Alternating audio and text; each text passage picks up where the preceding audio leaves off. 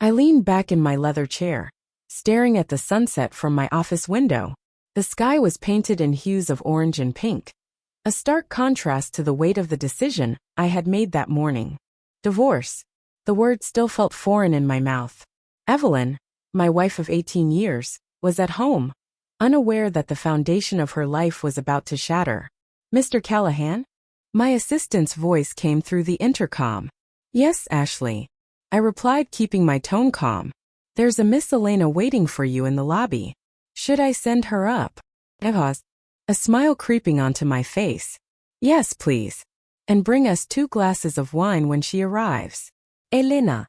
Her name alone sent a thrill through me. She was young, captivating, and unlike anyone I'd ever known. Meeting her was like being struck by lightning, a sensation so intense I couldn't walk away.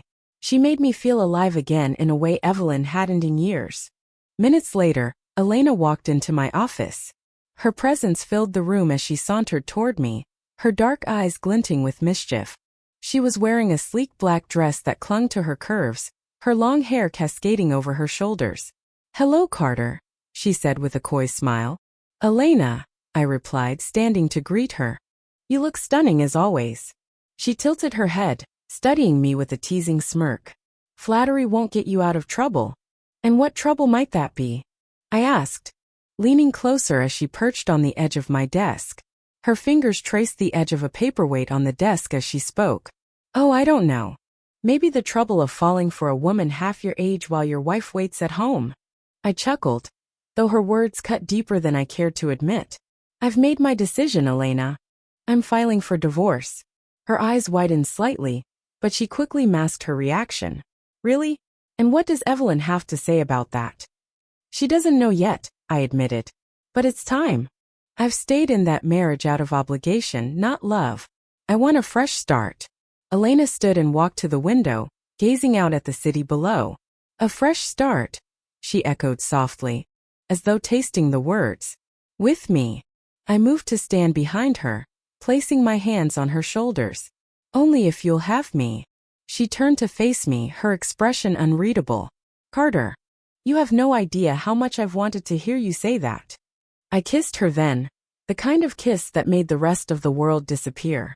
For a moment, I forgot about Evelyn, about the life I was about to dismantle. All that mattered was Elena, and the fire she ignited in me. The next day, I sat across from my attorney, Thomas Grayson, in his high-rise office.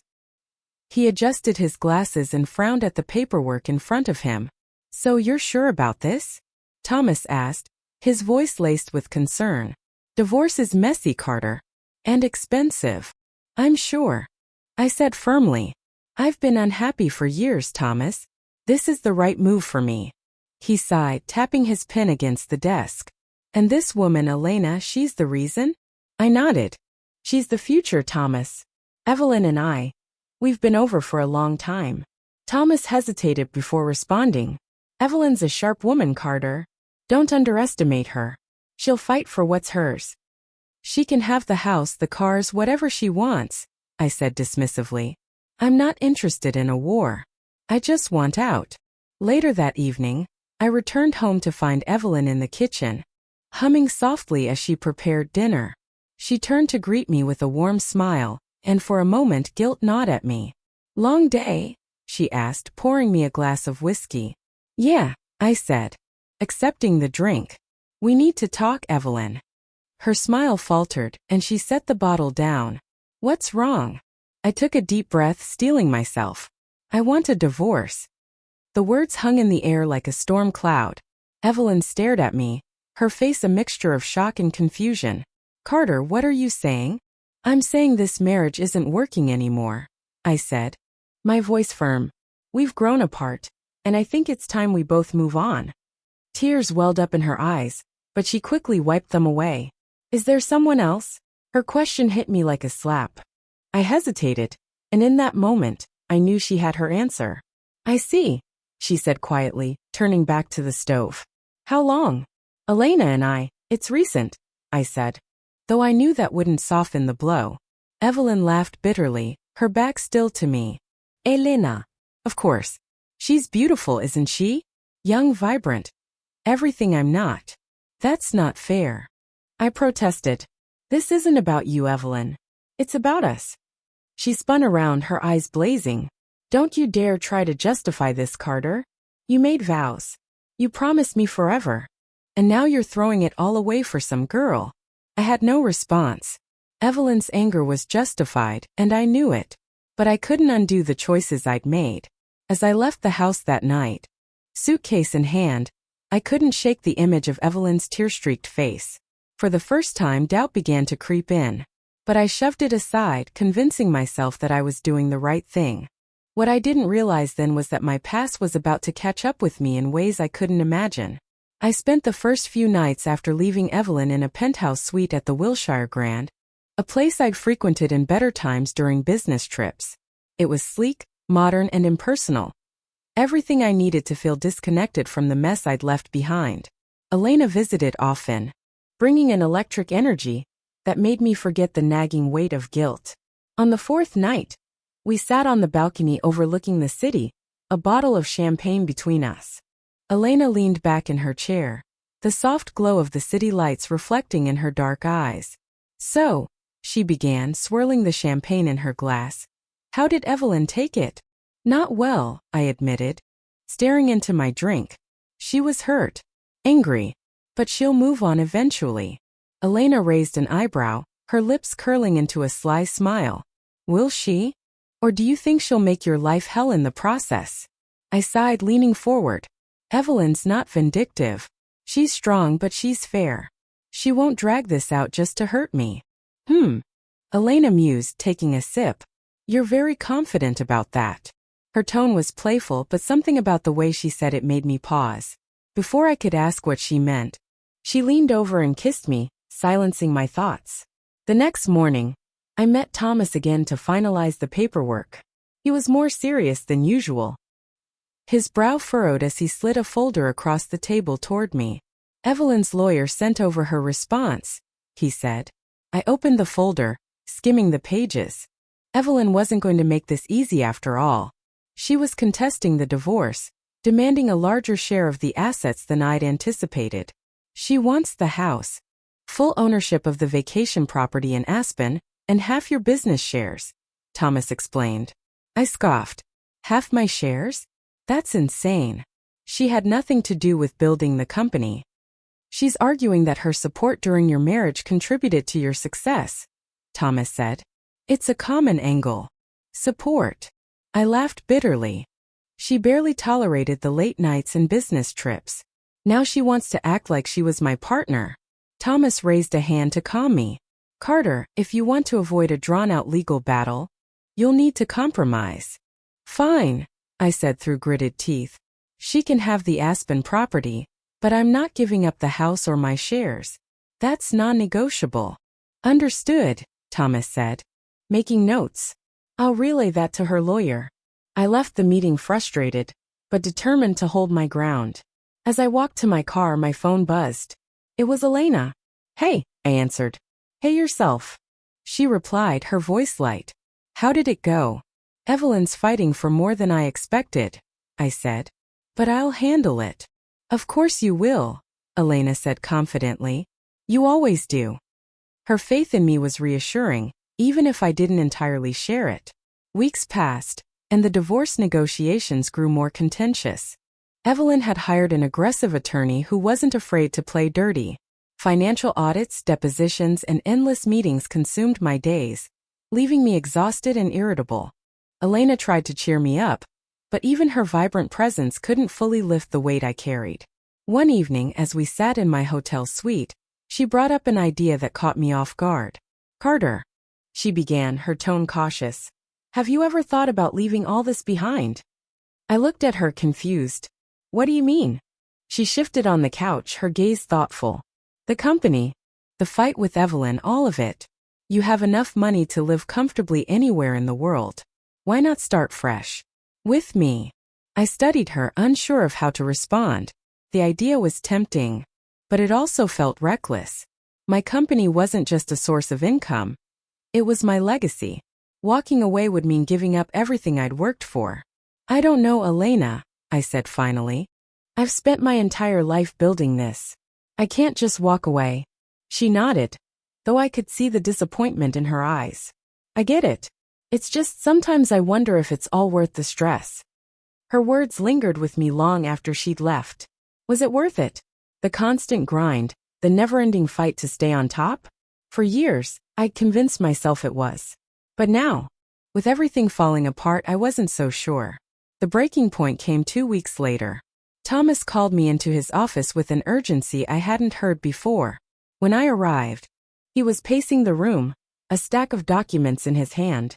"Carter, we have a problem," he said, handing me the papers. I scanned them, my stomach sinking as I realized what I was looking at. Evelyn's lawyer had uncovered discrepancies in my financial records. Investments I'd made without her knowledge, money funneled into private accounts. It wasn't illegal, but it painted an unflattering picture of me as a husband. "This could hurt us in court," Thomas said.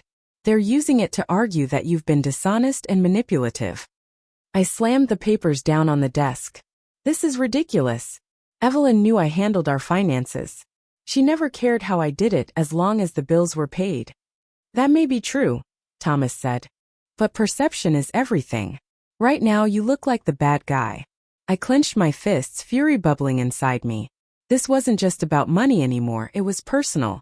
Evelyn wanted to destroy me, and she didn't care who got caught in the crossfire. That night, I poured myself a glass of scotch and sat on the balcony. The city sprawled out before me. Elena joined me, her expression soft but curious. "Rough day?" she asked, sitting beside me. "You could say that," I muttered, taking a long sip. She placed a hand on my arm, her touch grounding me. "You'll get through this, Carter. You always do." I nodded, though her words offered little comfort. For the first time, I wondered if I'd made a mistake. Not just in leaving Evelyn, but in everything. My choices, my priorities, my entire approach to life. Elena's voice broke through my thoughts. "Do you ever think about the past? About the people you've hurt to get where you are?" Her question caught me off guard. "Where's this coming from?" She shrugged, her gaze distant. "Just curious. Everyone has regrets, right?" "Of course," I said cautiously. "But dwelling on them doesn't change anything." She nodded, though there was a flicker of something in her eyes, sadness maybe or doubt. It was gone before I could place it, replaced by her usual playful smile. "Let's not talk about the past," she said, leaning in closer. "Let's focus on the future." But as I kissed her, I couldn't shake the feeling that the past wasn't done with me yet. The morning air was crisp as I drove toward the city.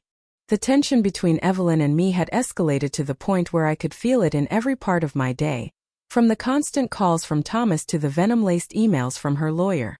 But despite the chaos, there was one thing that grounded me, Elena. She had become my sanctuary, the one place where I could escape the storm. Yet even with her, a subtle unease had begun to creep into our interactions. I arrived at my office earlier than usual, hoping to get ahead of the day's chaos. As I stepped into the building, my assistant, Ashley, hurried over, clutching a folder. Her usual calm demeanor was replaced by an edge of nervous energy. "Mr. Callahan, there's something you need to see," she said, handing me the folder. I opened it to find a series of photographs, grainy but clear enough to recognize the subjects. It was Elena and me, captured in moments I had assumed were private. Dinner dates, stolen kisses, even the night she first came to my office. My stomach churned as I flipped through them. Where did these come from? I demanded, my voice sharper than intended. "They were delivered this morning," Ashley said. "No return address. Just the photos and a note." I pulled the note from the folder. The handwriting was neat, almost clinical.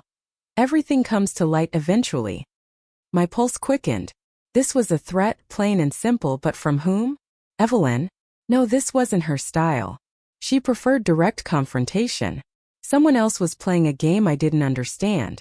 I dismissed Ashley and locked the folder in my desk, forcing myself to focus on work. But the images lingered in my mind, an unwelcome distraction I couldn't shake. By the time I left the office, my nerves were frayed. I needed answers and I knew where to start. That evening, I met Elena at a small bar we'd discovered together. She greeted me with her usual warmth, but I could sense a tension in her as well. It was subtle, A flicker in her eyes, a momentary hesitation in her smile. "You seem distracted," she said, sipping her wine. "So do you," I countered. She tilted her head, studying me. "What's on your mind, Carter?" I hesitated, unsure how much to reveal. Finally, I slid the note across the table. Her eyes scanned it, her expression unreadable. "Do you know anything about this?" I asked. She looked up, meeting my gaze with a calmness that unnerved me. "No. Should I?" "I don't know," I admitted. "But someone sent it along with photos of us. They're trying to use it against me." Elena leaned back, her expression thoughtful. "Do you think Evelyn is behind it?" "I don't think so," I said. "This feels different. More calculated." She tapped her fingers against the table, her gaze drifting. "Whoever it is, they're clearly trying to rattle you. Don't let them win." Her words were logical, but they didn't ease my anxiety. As we left the bar, I couldn't shake the feeling that she wasn't telling me everything. The next day, the tension boiled over. Thomas called me into his office, his tone urgent. When I arrived, he wasted no time getting to the point. "Carter, we've got a new problem," he said, sliding a document across the desk. I scanned it quickly, my heart sinking. Evelyn's legal team had filed a motion to subpoena my financial records, citing claims of hidden assets and improper conduct. It was an aggressive move, one that could open a floodgate of scrutiny I wasn't prepared for. "This is a direct attack," Thomas said. "They're trying to paint you as a liar and a cheat." "Based on what?" asked, frustration boiling over. "Based on those photos," Thomas said. "They're claiming you were unfaithful long before you filed for divorce. If they can prove that, it could shift the settlement heavily in Evelyn's favor." I sank into the chair, the weight of it all pressing down on me. How did this get so out of control? Thomas sighed. "It's divorce, Carter. People get vindictive. And honestly, you didn't exactly play this cleanly." I couldn't argue with him. I had made mistakes and now I was paying the price. But something about this still didn't add up. Who had sent those photos? And why now? Later that evening, I confronted Elena. She was at my suite, lounging on the couch with a glass of wine in hand. "Elena, we need to talk," I said, my tone more serious than usual. She looked up, her expression curious. "What's going on?" I took a deep breath, deciding to lay it all out. "Those photos of us, they're being used in the divorce. Evelyn's team is claiming I was unfaithful long before I filed."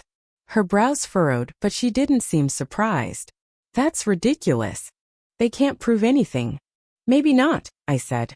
"But someone went to a lot of effort to take those photos and send that note. I need to know if you've told anyone about us." Her eyes narrowed slightly, a flicker of something unreadable crossing her face. "No, of course not. Why would I?"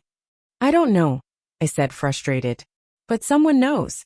And they're using it against me." Elena set her glass down, standing to face me. "Carter, I wouldn't betray you like that. You know that." Her voice was steady, but there was an edge to it. A hint of defensiveness that made me uneasy. I wanted to believe her, but the doubt was already there, festering like an open wound. As the days passed, the pressure mounted. Evelyn's legal team was relentless, and Thomas was growing increasingly concerned. My nights with Elena became less frequent, the strain of everything driving a wedge between us. And through it all, the nagging feeling that I was missing something important gnawed at me. Then one evening I received a call that changed everything. It was from a blocked number, and the voice on the other end was unfamiliar. "Carter Callahan," the voice said, low and steady. "You've made a lot of enemies over the years, haven't you? Who is this?" I demanded, my grip tightening on the phone. "That's not important," the voice replied. "What's important is that you finally understand what it feels like to lose everything." The line went dead, leaving me staring at the phone in stunned silence. I had no idea who it was, but their words sent a chill down my spine. For the first time, I realized that this wasn't just about the divorce or my mistakes. This was personal, and whoever was behind it was just getting started. The call left me rattled, my mind spinning with possibilities. Who had I wronged enough to warrant this level of revenge? My life had been built on calculated risks and ruthless decisions, but I had never considered the long-term fallout of my actions. Now, seemed someone else had been keeping track. The next morning, I arrived at the office to find Thomas waiting for me in the conference room, his expression grim. He gestured for me to sit, sliding another folder across the table. I opened it to find a series of documents, bank records, property deeds, and old business agreements, all meticulously highlighted. "These just came in," Thomas said. "They were sent anonymously, and they don't paint a flattering picture." I scanned the pages, my stomach tightening. The documents outlined financial moves I had made early in my career, some of which bordered on unethical, shady acquisitions, backroom deals, and manipulative tactics that I had long since buried were now staring back at me in black and white. "How the hell did they get this?" I demanded, slamming the folder shut. Thomas leaned back, his face etched with concern. "That's the question, isn't it? Whoever is behind this knows a lot about your past. More than Evelyn ever could." I clenched my jaw, anger and unease swirling inside me. This is a coordinated attack. It's not just about the divorce anymore. "No, it's not," Thomas agreed. "And if this goes public, your reputation will be in shreds." My phone buzzed on the table, cutting through the tension. It was a message from Elena. "We need to talk. It's urgent." I excused myself and headed straight to her apartment, my mind racing. When I arrived, she was pacing the living room, her usual confidence replaced by visible anxiety. "Carter," she began as soon as I walked in, "something's wrong." "What's going on?" I asked, my voice edged with impatience. She hesitated, wringing her hands. "I've been getting these strange messages. Anonymous ones asking questions about you, about us." My heart sank. "What kind of questions?" "Everything," she said, handing me her phone. The messages were vague but threatening, alluding to my business dealings and our relationship. "Why didn't you tell me sooner?" I demanded. "I didn't want to make things worse for you," she said, her voice trembling. "But now, I don't know what to do." I placed a hand on her shoulder, trying to steady both her and myself. "We'll figure this out. Whoever is doing this, they're trying to scare us. We can't let them win." But even as I said it, I wasn't sure I believed it. The next few days were a blur of damage control. Thomas and I worked tirelessly to address the mounting threats, but it felt like we were always one step behind. Every time we managed to defuse one situation, another would arise, more damning than the last. Then came the breaking point. I was in a meeting with potential investors when my phone buzzed with an alert. A headline blared across the screen. CEO Carter Callahan exposed. Shocking details of financial misconduct and infidelity. I excused myself and retreated to my office, my hands shaking as I read the article. It was a full-blown exposé, complete with details from the anonymous documents and the photos of Elena and me. My entire career, my reputation, everything I had built was laid bare for the world to see. Thomas stormed in moments later, his face pale. "It's everywhere, Carter. We're getting calls from the board, from investors. They're demanding answers." "Answers to what?" I snapped. "This is a smear campaign." "That may be true," Thomas said, his voice tight. "But perception is reality, and right now the reality looks bad." I buried my face in my hands, the weight of it all crushing me. I had always prided myself on staying in control, but now I felt like a puppet, my strings pulled by someone I couldn't see. Elena called that evening, her voice frantic. "Carter, we need to meet. I think I know who's behind this." I drove to her apartment, my mind racing with possibilities. When I arrived, she was waiting by the door, her expression grim. "It's Evelyn," she said without preamble. I frowned. "Evelyn? That doesn't make sense. She wouldn't go this far." "She would if she had a reason," Elena said, her tone insistent. "Think about it. Who else has access to your personal life? Your business history? She knows where to hurt you." Her argument made sense on the surface, but something didn't sit right with me. Evelyn was angry, yes, but this level of calculated revenge didn't feel like her. Still, I couldn't dismiss the possibility. "I'll confront her," I said, standing. "If she's behind this, I'll put a stop to it." But as I left Elena's apartment, a nagging doubt crept into my mind. Her urgency, her insistence on blaming Evelyn, it felt off, like she was trying to steer me in a specific direction. The next day, I arranged a meeting with Evelyn. She agreed to meet me at a cafe, her expression guarded as I approached. Carter, she said coolly. What do you want? I wasted no time. Are you behind this? The leaks, the articles, the threats. She raised an eyebrow, her lips curving into a bitter smile. Do you really think I have time for that? I'm too busy picking up the pieces of my life after you destroyed it. Her words stung, but I pressed on. Someone is trying to ruin me, Evelyn. If it's not you, then who is it? Her smile faded, replaced by a look of genuine curiosity. Ruin you? Carter, you've done a fine job of that yourself. I studied her, searching for any hint of deceit, but her anger felt genuine. If she wasn't behind it, then who was? As I left the cafe, my phone buzzed with another message. This one was different, a single photo attached, taken years ago. It showed a young woman standing with an older man, both smiling for the camera. The man was me. My blood ran cold as I recognized the woman beside me. She was younger, her features softer, but there was no mistaking it. It was Elena. The message beneath the photo was short but devastating. The truth always finds you. I stared at the screen, my heart pounding. In that moment, everything clicked into place. The sudden connection, her insistence on leaving the past behind, her knowledge of my life. She wasn't just a random woman who had caught my eye. She was the daughter of a man I had betrayed long ago. And now, she had come to collect her revenge. I sat in my car, staring at the photo on my phone. It felt as though the ground had crumbled beneath me, leaving me suspended in a void. Elena wasn't just the charming, enigmatic woman I had fallen for. She was a specter from my past, one I hadn't even known existed. My mind raced as I pieced together the timeline, the connections. I remembered the man in the photo, Harold Bennett. He had been a competitor years ago, a small-time entrepreneur trying to break into the industry. I'd seen an opportunity and taken it, leveraging connections and loopholes to acquire his company at a fraction of its worth. It was just business back then, a calculated move in a cutthroat market. But to him, and apparently to his family, it had been something far more personal. Elena was his daughter. That much was clear now. But what wasn't clear was how much of what we'd shared was real, and how much was a carefully constructed act of vengeance. I couldn't shake the memory of her smile, her laughter, the way she looked at me when she thought I wasn't paying attention. Were those moments genuine? Or were they just part of the game? I drove to her apartment, my hands gripping the steering wheel so tightly my knuckles turned white. Questions churned in my mind, each one darker than the last. By the time I arrived, I was a storm of anger and confusion.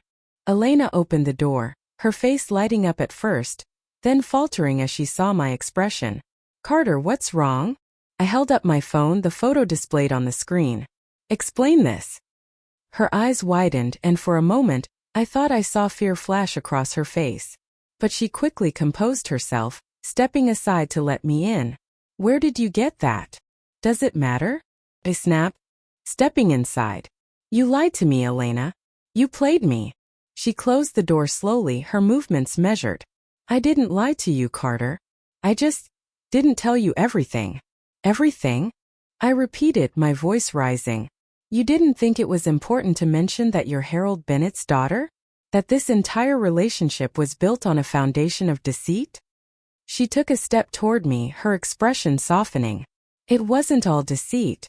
Carter, Don't, I interrupted, holding up a hand. Don't try to spin this. Just tell me the truth. Was any of it real? Or was I just a pawn in your revenge plan? She hesitated, and in that hesitation I found my answer. My chest tightened as I realized how deep the betrayal went. Carter, she said finally, her voice low. It started as revenge. Yes, I wanted to make you pay for what you did to my father. You destroyed him, you destroyed us. Do you even remember what you did? Or was it just another deal to you? Her words hit me like a blow, but I refused to let her guilt me. I did what I had to do. It was business, Elena. Nothing personal. Nothing personal? She repeated, her voice rising. You ruined his livelihood. You took everything from him, from us. He never recovered, Carter. He died a broken man because of you. The anger in her voice was raw, real, and for a moment, I felt a flicker of regret. But it was quickly buried beneath my own anger. So what, this was your way of evening the score? Seducing me, making me fall for you. Just to watch me burn. She flinched at my words, but she didn't deny them. Instead, she took a deep breath, her gaze meeting mine. At first, yes. That's exactly what it was. But then things changed. I didn't expect to feel this way about you, Carter. I didn't plan for any of this. I laughed bitterly, shaking my head. How convenient. I'm telling the truth, she said, stepping closer. I hated you for what you did, but then I got to know you. The real you.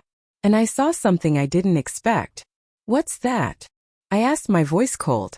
She hesitated, her eyes searching mine. A man who's more than his mistakes. A man who's capable of love, of change. Her words were like a knife, cutting through my anger and leaving me exposed. I wanted to believe her, to cling to the idea that what we had was real. But how could I? The foundation of our relationship was built on lies and betrayal. I don't know if I can believe you, I said, my voice barely above a whisper. She reached for my hand, her touch gentle. I don't blame you for that. But I need you to know that I didn't want it to end this way. I didn't want to hurt you. I pulled my hand away, stepping back. You did hurt me, Elena. You destroyed whatever trust we had. And for what? Revenge. Tears filled her eyes. But she didn't let them fall. I thought it would make me feel better. But it didn't. All it did was show me how much I care about you. Her words hung in the air, heavy and bittersweet.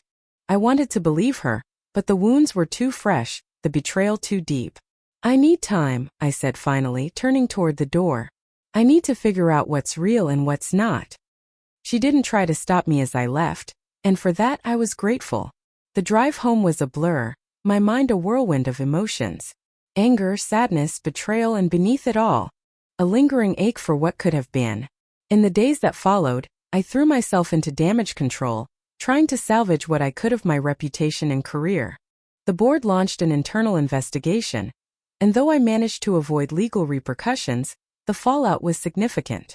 I stepped down as CEO, the weight of my past mistakes finally catching up to me.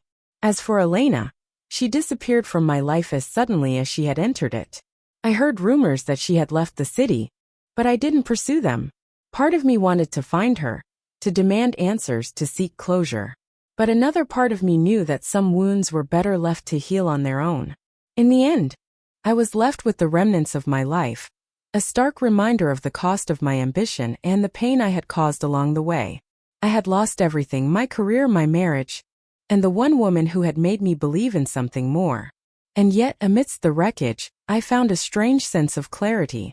I couldn't change the past, but I could learn from it. I could be better. For myself and for whatever came next.